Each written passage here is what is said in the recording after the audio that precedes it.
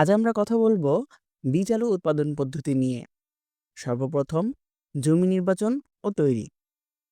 বীজ আলু ভালো ফলন পাওয়ার জন্য সুনিষ্কাশিত বেলে দোআঁশ মাটি সর্বোত্তম।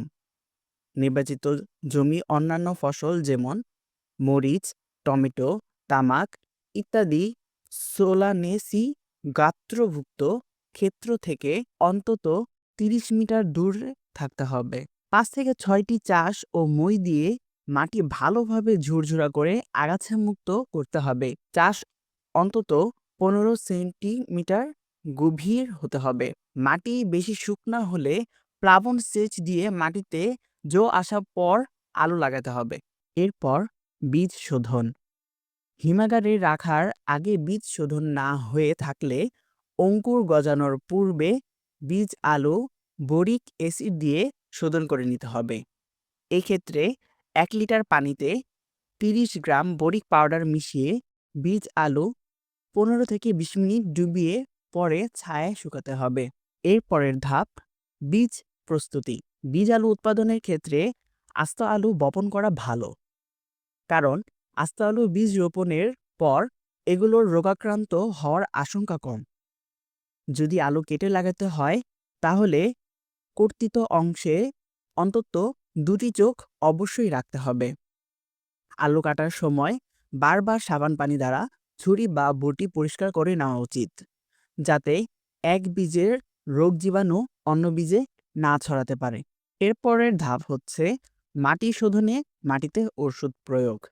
ব্যাকটেরিয়া জনিত ঢলে পড়া রোগ প্রতিরোধের জন্য শেষ চাষের পূর্বে প্রতি শতাংশ জমিতে ৮০ গ্রাম স্টেবল ব্লিচিং পাউডার ক্লোরোপিক্সিন মাটির সাথে মিশিয়ে দেওয়া উত্তম।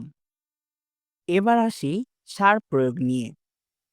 দুটি কারণে আলুতে সুষম সার প্রয়োগ অত্যাবশ্যক। প্রথমত, সুষম সার প্রয়োগ করলে আলুর উৎপাদন বৃদ্ধি পায় এবং উৎপাদিত বীজ আলুর গুণগত মান ভালো হয়। সার এই ছক অনুযায়ী সার প্রয়োগ করতে হবে। কম্পোস্ট সার ৪০ কেজি, ইউরিয়া ১৪০০ গ্রাম, টিএসপি ৯০০ গ্রাম, এমপি ১০৬০ গ্রাম, বোরিক পাউডার বা বোরন সার ২৫ গ্রাম, জিঙ্ক সালফেট ৫০ গ্রাম, জিপসাম ৫০০ গ্রাম। এবার বীজের হার ও রোপণ সময়। বীজ হার নির্ভর করে রোপণ দূরত্ব ও বীজের আকারের ওপর। সাধারণত প্রতি হেক্টর ১.৫ থেকে ২ টন বীজ আলুর প্রয়োজন, অর্থাৎ একরে ৬০০ থেকে ৮০০ কেজি প্রয়োজন। এবার আসি বীজ রোপণের দূরত্ব নিয়ে। লাইন থেকে লাইনের দূরত্ব ৬০ সেন্টিমিটার, কাটা আলুর ক্ষেত্রে ৬০ সেন্টিমিটার। বীজ থেকে বীজের দূরত্ব আস্ত আলুর ক্ষেত্রে ২৫ সেন্টিমিটার, কাটা আলুর ক্ষেত্রে ১০ থেকে ১৫ সেন্টিমিটার। এবার আসি সেচ ব্যবস্থাপনা নিয়ে। মাটির আর্দ্রতার উপর ভিত্তি করে ২ থেকে ৪টি সেচ প্রদান করা উচিত। জমিতে পর্যাপ্ত রস না থাকলে বীজ আলুর অঙ্কুরোদ্গমের জন্য হালকা সেচ দেওয়া যেতে পারে, তবে সেচ বেশি হলে বীজ পচে যাবে। রোপণের ৩০ থেকে ৩৫ দিন পর ইউরিয়ার উপরই প্রয়োগ করে সেচ দিতে হবে, কারণ ৩০ দিনের মধ্যে স্টোলন বের হতে শুরু করে।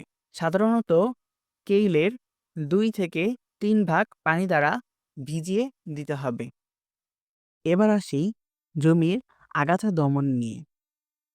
রোপণের পর থেকে ৬০ দিন পর্যন্ত গাছের আগাছা পরিষ্কার রাখতে হবে। সাধারণত গাছ ছোট থাকাকালীন অবস্থায় আগাছা যথাসম্ভব দমন করে রাখতে হবে। এছাড়া বথুয়া জাতের আগাছা, যা ভাইরাস রোগের বিকল্প বাহক হিসেবে কাজ করে, তা অবশ্যই নির্মূল করে ফেলতে হবে। মাটি উঠিয়ে দেওয়া। ইউরিয়ার উপরই প্রয়োগ করে সেচ দেওয়ার পর মাটিতে জো আসলে ভিলি বরাবর মাটি উঠিয়ে দিতে হবে। পরবর্তীকালে প্রয়োজন বোধে আরও একবার এমনইভাবে ভেলি বরাবর মাটি উঠিয়ে দিতে হবে যাতে আলু বাহিরে না যায় এবং স্টোলন ও আলু মাটির ভেতরে থাকে। চারা গজানোর পর থেকে রোগিং শুরু করতে হবে। রোগাক্রান্ত গাছ শিকড় সহ উঠিয়ে পুড়িয়ে ফেলতে হবে। এবার আসি আলুর রোগবালাই ও পোকামাকড় দমন নিয়ে। আলুর রোগ। আলুর রোগসমূহের মধ্যে মরক রোগ, ব্যাকটেরিয়া জনিত ঢলে পড়া রোগ, দাদ রোগ, কাণ্ড পচা রোগ, ভাইরাস জনিত রোগ অন্যতম। নিম্ন তাপমাত্রা, কুয়াশাচ্ছন্ন আবহাওয়া, মেঘলা আকাশ আলুর জন্য ক্ষতিকর। এতে আলুর মরক রোগ আক্রমণ বেশি দেখা যায়। আলু ফসলকে এ অবস্থা থেকে রক্ষা করার জন্য ছত্রাকনাশক নিয়মানুযায়ী প্রয়োগ করতে হবে। কাটুই পোকা। এ পোকার ক্রীড়া আলুর প্রধান ক্ষতিকর পোকা। এরা আলু কেটে দেয় এবং আলু আক্রমণ করে। খুব সকালে যেসব গাছ কাটা পাওয়া যায় সেগুলোর গোড়া মাটি সরিয়ে পোকার ক্রীড়া বের করে মারতে হবে। আক্রমণ তীব্র হলে অনুমোদিত মাত্রায় কীটনাশক প্রয়োগ করতে হবে। জাব পোকা। জাব পোকা গাছের রস খায় এবং ভাইরাস রোগ ছড়ায়। বীজ আলু উৎপাদনের ক্ষেত্রে জাব পোকার দমন অত্যন্ত জরুরি। এজন্য গাছের পাতা গজানোর পর থেকে 7 থেকে 10 দিন পর পর জাব পোকার দমনের জন্য অনুমোদিত কীটনাশক প্রয়োগ করতে হবে।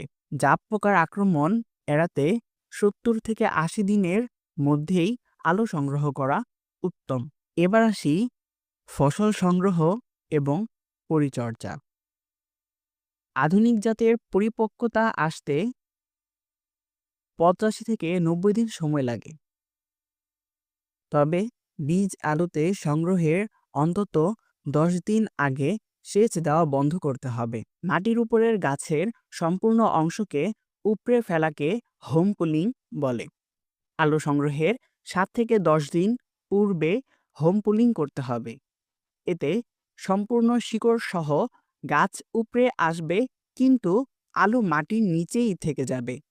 হোম পুলিং এর ফলে আলুর ত্বক শক্ত হয়, রোগাক্রান্ত গাছ থেকে রোগ বিস্তার কম হয় ও আলুর সংরক্ষণ গুণ বৃদ্ধি পায়। বীজ আলুতে অবশ্যই হোম পুলিং করতে হবে, তবে খাবার আলুর বেলায় হোম পুলিং জরুরি নয়। এবার আলু উত্তোলন। আলু উত্তোলনের পরপরই বাড়িতে নিয়ে আসা উত্তম। আলু তোলার পর কোনো অবস্থাতেই ক্ষেতে স্তূপ আকারে রাখা যাবে না, কারণ ক্ষেতে আলু রাখলে বিভিন্ন প্রকার রোগ ও পোকার দ্বারা আক্রান্ত হতে পারে, যেমন সুতলি পোকা ডিম পাড়তে পারে। এবার আলু সংরক্ষণ। আলু উত্তোলনের পর বাড়িতে এনে সাথে সাথে কাটা, দাগি ও পচা আলু আলাদা করে বেছে ফেলতে হবে।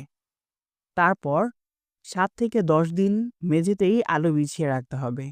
অতঃপর আবারও দাগি ও পচা আলু বেছে বাদ দিয়ে ভালো আলু বস্তায় ভরে হিমাগারে পাঠাতে হবে।